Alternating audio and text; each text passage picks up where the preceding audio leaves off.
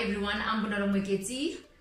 And I'm Leslie Dalton Nishehe. And welcome to Salt and Peppers. Yes. Thank you for the feedback that you guys gave us last week on last week's episode, which was African men or non-African men, what's your preference? You can still go check it out. Today's topic, we're talking single moms. I don't even think today's episode is going to be enough. I think we're going to have to do like another 2 episodes. Yes. Another single mom, tough job. It is the toughest. It is. I think all women need to get paid for being moms. Like, yes, it's insane. And the salary better be high. So when did you know that you're gonna be like a single mom? Did you ever think that you would be a single mom? Before, no, I didn't. I really thought that me and my husband or soon to be ex-husband, I thought that we would be together forever. I really did, really in my soul. But when I started seeing certain things, certain behaviors, and I could see that he wasn't in a good space, it hit me that sort of my life, as I thought that it would be, was crumbling in front of me. And I honestly saw everything. I saw how it was going to affect me. I saw how it was going to affect my children, how it was going to affect my life in every aspect. And so I think that's why it hit me really hard.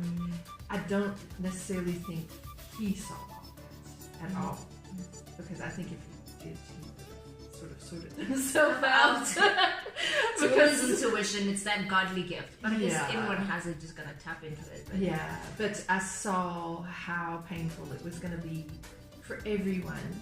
But you know, what can you do? All you can do is pick up the pieces, and as women, be strong as we are. I'm so tired of that, Leslie.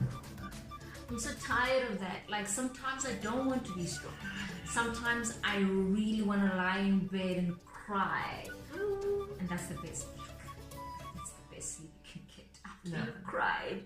And I don't want to be responsible to anyone but myself.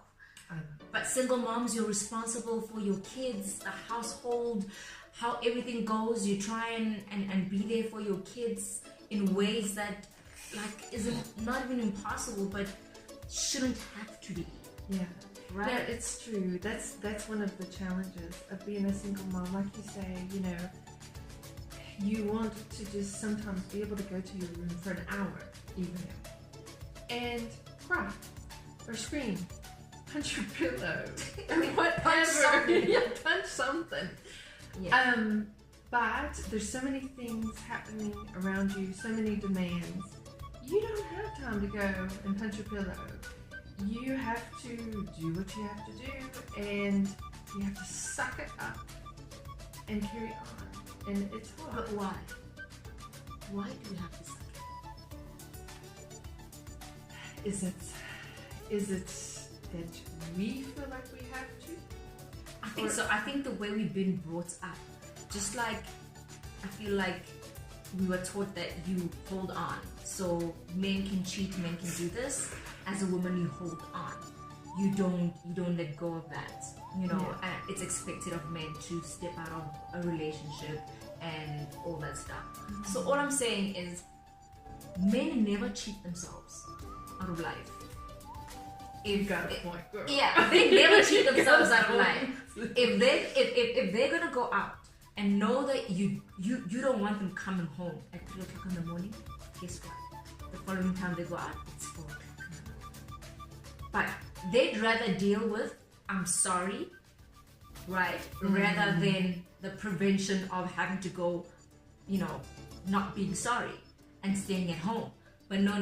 Men never cheat. I respect men for that. They never cheat themselves out of life. It's true. It's actually, as you say that, I'm like, wow. Because we will always say, no, I need to stay home. Yes. You know, the child is sick or whatever. The child and people around us almost always come first. Not almost. They always come first. Always. And then the guy will just say, I want to go out. Make a plan, right? I'm sure you will stay home with the child. It's just If you say you go out and then they like are so surprised, like something must be big. yeah. Something must be big. I would love to see a show, literally, that has dads take over, like the wives or the girlfriend duties for like a month, just for a month. Ooh, I mean, for a month? For a month. Girl, I'm thinking an hour would kill them. No, if Okay. we have done it, I mean, I have Yeah. 3 daughters, 8, 4, and 1, right? And it just a month. Because what we don't realize, like you were saying earlier when we were having a conversation, that at the beginning of the year, you hype yourself up. This is what I want to do, wada. We are not even halfway, not even a quarter way. Like literally just February. Yeah, we just hit We've had to drop some of the stuff that we need to do. Because now we're realizing that actually it's not realistic because the kids are here, we have to pick them up, we have to, like, I have even stopped some of my kids' extramurals because it's literally, I'm beyond. It's too much. It's too much. It's true. I mean, it's barely February. I've already had to go to someone and say, I'm sorry, I can see realistically, there's no way I can do this project. Because I have so many other projects that I'm trying to work on. And I overcommitted myself, always thinking that I could somehow do it, as we do as mothers, I think.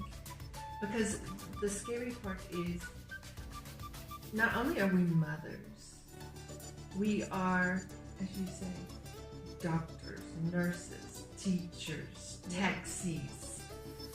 We also need to make money, right? Yes, we need to make money because we want the best for our kids, but at the expense of losing ourselves. That's what it means. Because we are everything to our kids, and by the time we come to us, there's nothing. Literally, sometimes when they knock on the door, I just throw myself on the bed, and I'm just like, now what?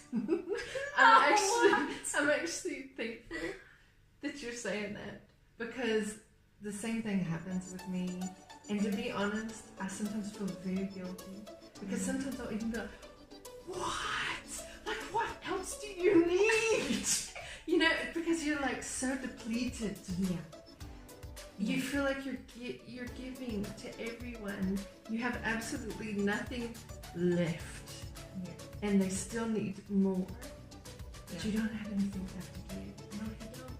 Because we don't take care of ourselves, because I think a lot of the times the way we've been brought up, we're not taught how to love ourselves and how to fill ourselves up first before we can go. You know, just even in a relationship, you know, we do for the other person, and then like nothing comes back to us. You know, so I won't take that jog that I need. I won't take that hour that I need to meditate, and I won't do all of that because I'm trying to fit everyone else into my life. Now that you mention all that, there was a time when I hit rock bottom, and I realized I was in depression. Okay. And I knew I had to do something because I've experienced depression in my past before, and I had to go onto medication, and then I got myself okay, and then I got off. Yeah. So I know, but it's a deep hole that you can get sucked into, and if you get sucked into it too far, you don't even know that you need to help yourself, and that's when it gets very, very dangerous. Yeah. But I remember one time just thinking, I'm so depleted that I'm now into a state of depression, and I have to reach out for help. And thank God I did. It was actually really sort of funny now that I think about it, as weird as that sounds. I went to my GP and I said, Doctor, I'm either dealing, and I know this is a bit menopause,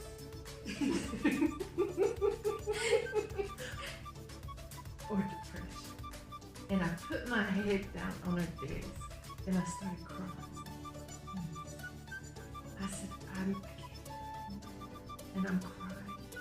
And she says, I believe it's depression. Menopause won't make you cry. You'll just be like, Yeah. Hot flashes. hot flashes. So I then had to say, okay, I need to reach out for help.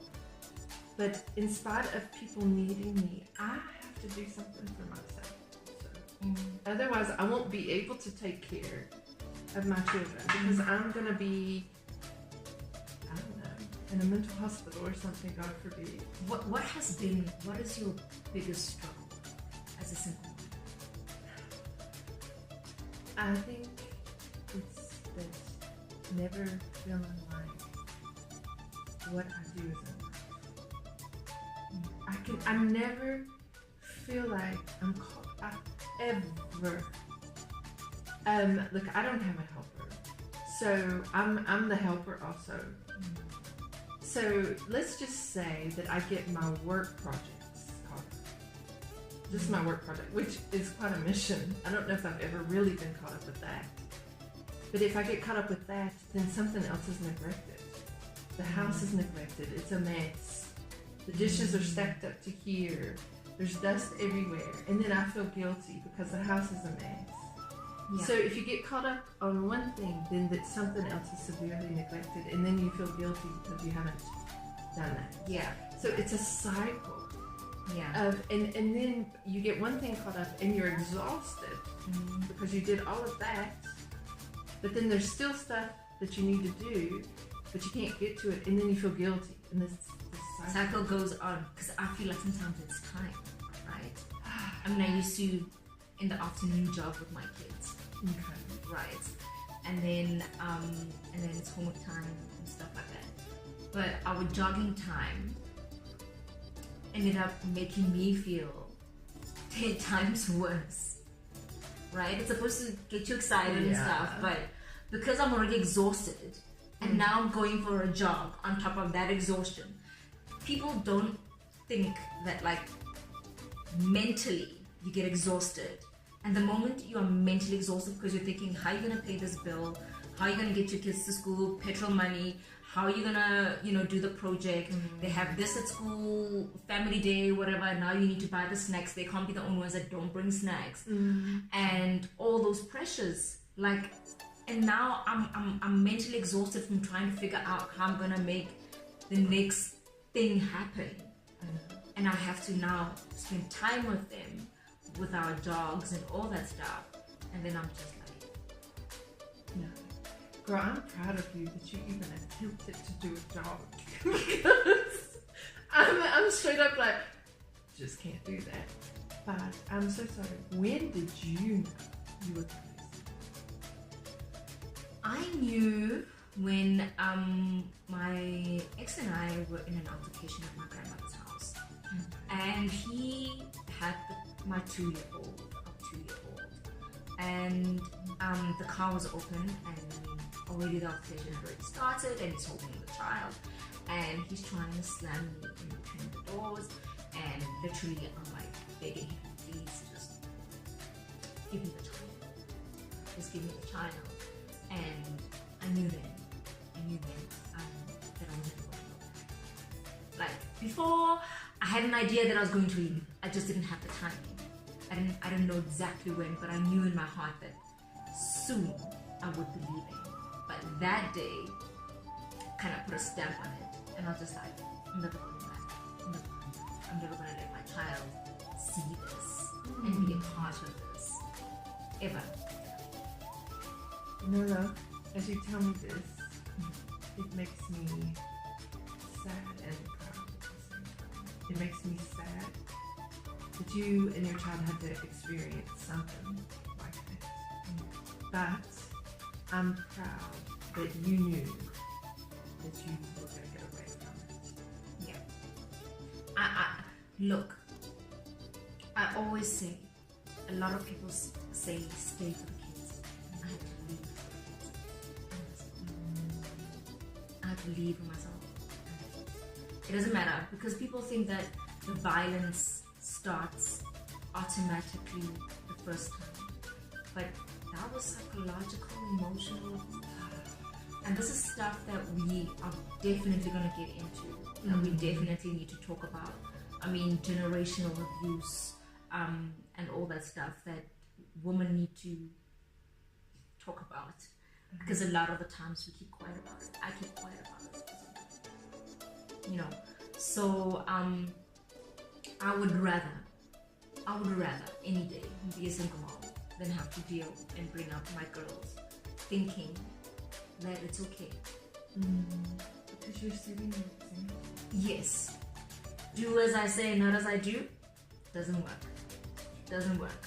Kids are watching us. And they're like, tomorrow I'm like, don't do that with that person.